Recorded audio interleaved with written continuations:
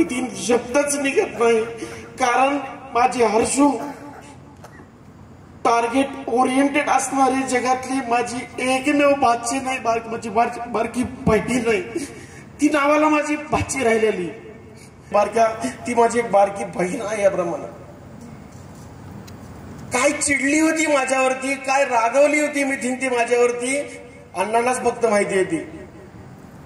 औरंगाबाद वरून गाडी काढली, बीडच्या दिशेनं फिरत फिरत फिरत जिथं जिथं मेडिकल कॉलेज आहे तिथे तिथे जाऊन बघत होतो मी की हर्षूचं ऍडमिशन कुठं होईल.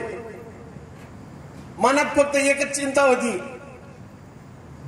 चला मी बी तोडकर, माझे दाजी बी तोडकर, या तोडकर खानदानात कोणतरी एक डॉक्टर पाहिजे. झाला स्वप्न आमचं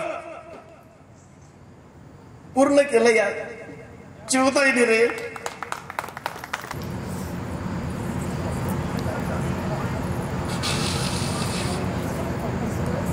खूप जिद्दी अक्षयजी, आणि आजपर्यंत आमच्या लेकीला पण आतापर्यंत जपलं. आज खरं आनंद अश्रू आहे, कारण एवढं जिद्दी लेकरू सांभाळणं अण्णाला अक्काला आणि आम्हालाच माहिती. पण ते जिद्दी कसं होतं, एक अचीव करण्यासाठी. इयत्ता पहिलीच्या वर्गात आज कधी डॉक्टर झाली आणि आज कधी बोलावर चढली, कशी एवढी वर्ष आयुष्यातली गेली कधी कळलंच नाही. आता तुला मात्र इथून पुढे डॉक्टर दीदी म्हणावं लागेल मला. आणि तो आमच्या सगळ्यात तोडकर फॅमिलीचा एक अभिमान हे करून दिलास. आणि आज खूप चांगल्या एक मोठ्या घरी तू सून म्हणून जातेस. आमच्या सर्वांचे आशीर्वाद शुभेच्छा तुझ्या बरोबर आहेत. नाही शक्य झालं, आज माझं ते वय बी नाही डान्स करण्याचं, तरी पण सगळ्या बरोबर हळदीमध्ये मी आपलं नाचून घेतलं. वाकडा तिकडं कसं काय आहे ना, त्यामुळे तुझी इच्छा पूर्ण होईल का नाही माहित नाही. त्यामुळं दिदू तुला खूप खूप शुभेच्छा. पण मला तीच दिदू आठवेल जे रामनगरला वैद्य बिल्डिंग मध्ये चिवचा घास माऊचा घास करत करत तुला डाळ भात खाऊन मी कॉलेजला जात होतो.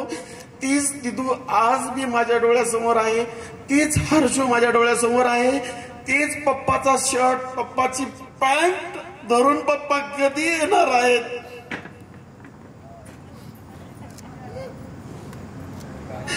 सगळी दुनिया आम्ही विसरायचो, हर्षूला पाहिलं की सगळी दुनिया सगळे दुःख आम्ही विसरायचो.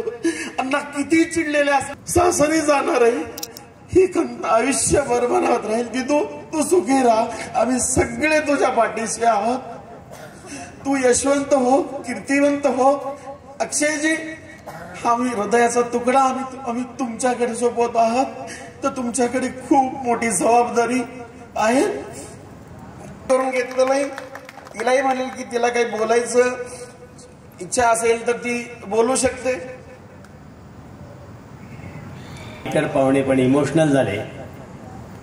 पण हा इमोशन्स व्यक्त करण्याचा, मनातल्या भावना संवेदना व्यक्त करण्याचा एक प्रसंग असतो. तो अनाहूतपणे पुढे येतो, गोड असतो, इमोशनल असतो. त्याच्यातल्या वेदना सहवेदना या सचिननी व्यक्त केल्या. सचिननी हर्षदाला म्हणजे ती जन्मल्यापासून ती बाळुत्यात होती तेव्हापासून तिचं सगळं सगळं त्यांनी केलं. मी दौऱ्यावरती असायचो पण त्यांनी सगळी माझी तिन्ही मुलं त्यांनी सांभाळली. तोच घरामध्ये मोठा होता, त्यामुळे त्याची सगळ्याची तिन्ही मुलांच्या बरोबर ती इमोशन्स आहेत. मी जीव त्यांच्यात गुंतवला. त्या गुंतवलेल्या जीवामध्ये एक आपलेपणाचा, आपुलकीचा, जिव्हाळ्याचा, प्रेमाचा, सहवेदनेचा, संवेदनेचा हा सगळा अंकुर त्याने आजही जपला आहे. म्हणून सचिन हा आमचा आहे. सर मला असं वाटतं आपण आता येईल असं एकही गोष्ट हर्षदाकडून घडू नये. हाच तर संस्कार आणि हा तर संसार आहे. मला असं वाटतं की मुली ह्या कारभारिणी आहेत, घर चालवणाऱ्या आहेत आणि घर चालवणाऱ्याच्यावरती एक मोठी जबाबदारी असते की घरातला कुठलाही माणूस हा नाराज नाही झाला पाहिजे किंवा आपल्या कृतीने त्यांच्या डोळ्यामध्ये पाणी आलं नाही पाहिजे. आणि ही जबाबदारी इथल्या भारतीय व्यवस्थेने मुलींवरती दिलेली आहे. मला असं वाटतं हा भाग मी इथे थांबवला पाहिजे.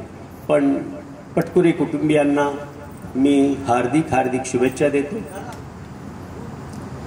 योगायोगाने पटकुरे कुटुंबियाच्या